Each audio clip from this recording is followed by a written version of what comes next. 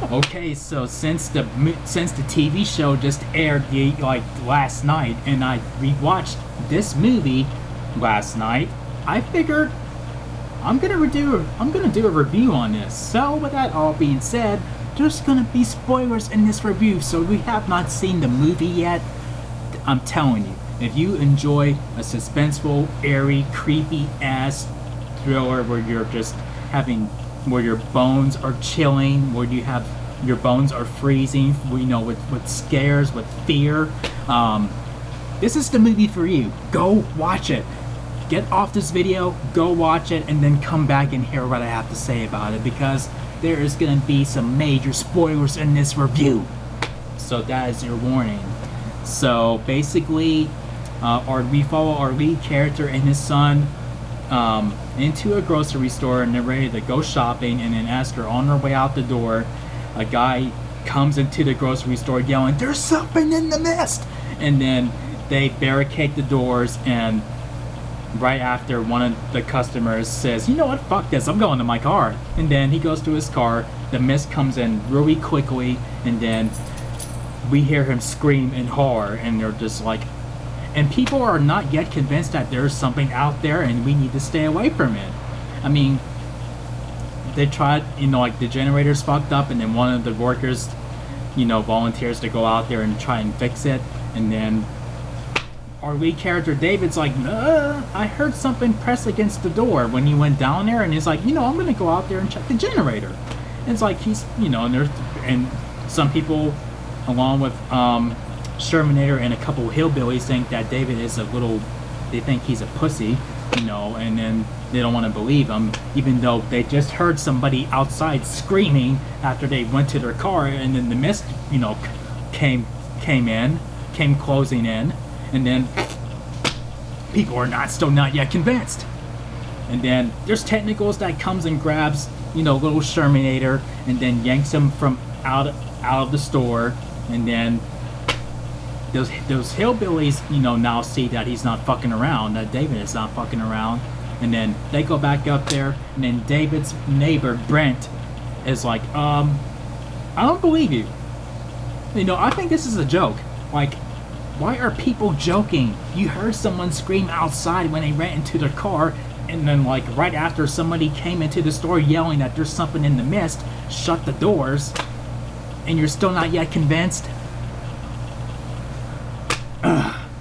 And then he goes out there and says, the only way we're gonna get out of this is to seek rescue. And then he goes out there, and he's convinced that there's nothing in the mist. And then he goes out there, and then he's gone. And then now everybody sees that, okay, there is something out there. Now people are convinced. And what's even more fucked up is when we have the crazy woman, Mrs. Carmody. I think I said her name right. And she does this whole religious talk and everything, like, God is angry at us. He's gonna, he seeks judgment. He is here to collect, blah, blah, blah, or whatever. I mean, she is a good example that just because you believe in God does not mean that you are not a threat. It does not mean that you are not dangerous, that you need to stay.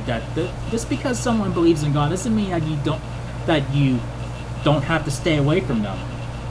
Keep that in mind, people. Just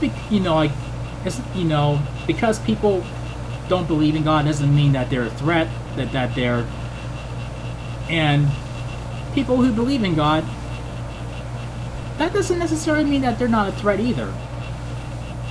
That's a gray area that we live in. And then, as things get from bad to worse, like the hillbilly who didn't believe David at first, now he believes him, and now he just wants to slap, like Mrs. Carmody, and then he goes with David along with a few other people to see if there's anyone, to get medication, because someone got burned, while trying to, basically set on fire one of the creatures that ended up getting inside after breaking the glass. And now it's like, okay, we need to get medication for this guy. And then they go on that supply run, and then shit goes from bad to worse. And then the hillbilly just goes crazy after we see that the pharmacy is overrun with fucking spiders. I mean, it's just like you just feel something crawling on your back just seeing that scene. Like, honestly. And then they get back from the pharmacy, and then the hillbilly's all fucked up in the head. He's like really traumatized, and then people are becoming even more traumatized at, you know, like from this. And this is like an opportunity for good old cuckoo Mrs. Carmody to just basically get them into what she basically what she believes, basically, like, where they're basically her followers now. And it's crazy how someone that fucked up can basically manipulate you at your weakest point. And then that's what happens in this movie. And it gets really bad for David and a few other survivors, and they're like, we're getting the fuck out of here. And before that, and that's when they discovered that a couple people from the military, they find out that they are basically responsible for what's going on, and they open the portal, and then now this shit is happening because of that. And then they sacrifice one of them after they find that out, and then that's fucking crazy. And then two of his other comrades hang themselves. And then that's where David comes to the conclusion, like, okay, we need to get out of here.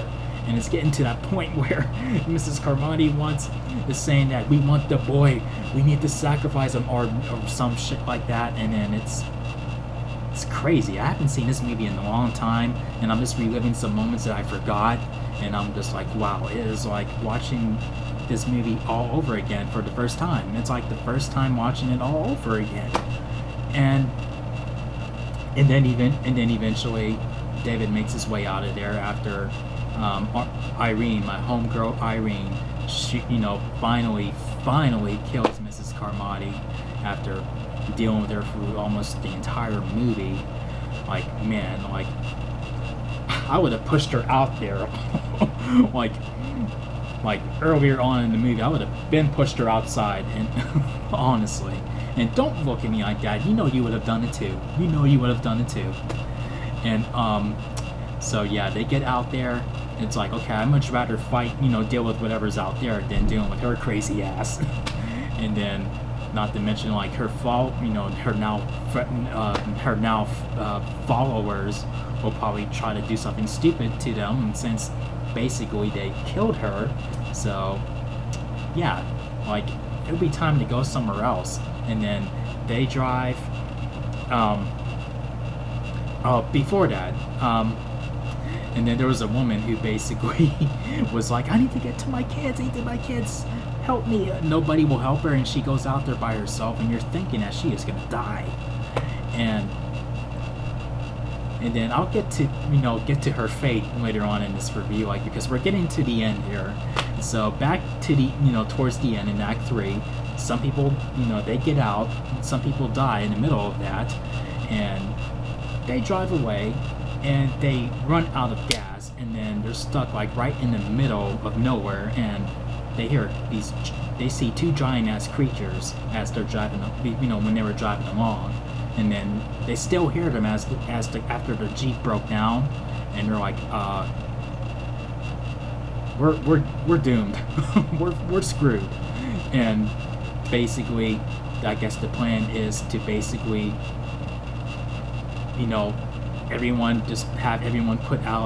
have each one of those characters put out their misery. And that's what happens. David does it, including his son too, and it's fucking dark. Really fucking dark. And then he goes out of the Jeep, and he's provoking these creatures to come and kill him, basically. And I get why he did that, and I get why they all agreed for that to happen. It's because, damn, I don't want to be eaten alive. I mean, like, I don't want my son to live through that kind of agony. He's trying to spare them from all that, And then they all lost hope. He lost hope, and right when he hears something, he hears a noise in the mist, and then he's ready for whatever's gonna come at him, whatever's coming out of that mist to grab him. And then next thing you see, it's the military. like the mist clears out, and all you see is the military cleaning, you know, sweeping up the mess everywhere, and you see civilians being saved, and or you see civilians in the military vans taken to safety, including the woman who walked out of the store with her kids. Like, that's like one of the most fucked up endings ever.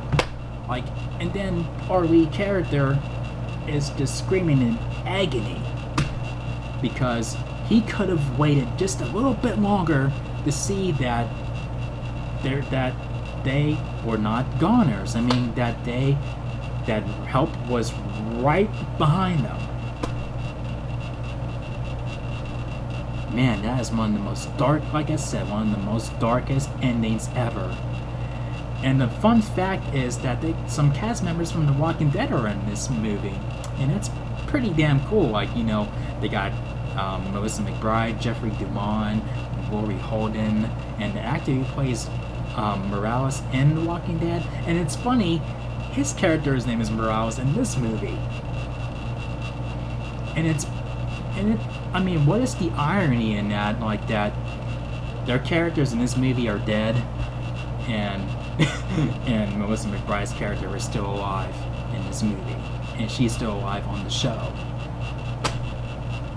But I mean, with Morales' character on The Walking Dead, we don't know what happened to him, if he's still alive or not. But in this movie, he hung himself.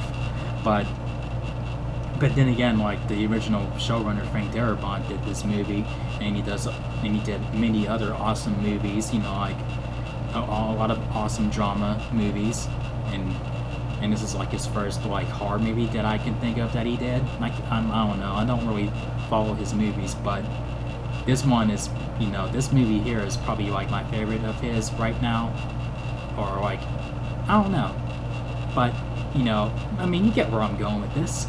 But anyway, this is, I mean, 10 years later, it still holds up. I didn't have any expectations in this movie. I went into it with an open mind. I didn't expect it to be as good as it was. It surpassed my expectations. And with that all being said, it gets 4 solid chair spins out of 5. So here we go. 1, 2, 3, 4 solid motherfucking chair spins. But anyway, I did see the pilot episode for the TV series, but I have to watch it again because I kind of dozed off towards the end. So, but it looks pretty decent so far, but I don't see it really being up to par with the movie, but that could change as the season goes along, and I don't see how you can make a show out of that, you know, like out of, you know, like what, something like that, like where it's gonna stay misty-ish through the whole show. I don't know, but I'm just going into, like with this movie, I'm gonna go into that show with an open mind and see what happens. But yeah, if you guys enjoyed my review, make sure you thumb up the video and make sure you click subscribe if you're a newbie to the channel. Thank you for watching. Man, after watching that last night, it's just fucking eerie. I mean, even during the credits, when you hear military vehicles going through, after that singing eventually stops in the credits, and then all you hear is vehicles going through and choppers flying past. I mean, whew, bone chilling. But I'll see you guys in the next video. Peace out, y'all.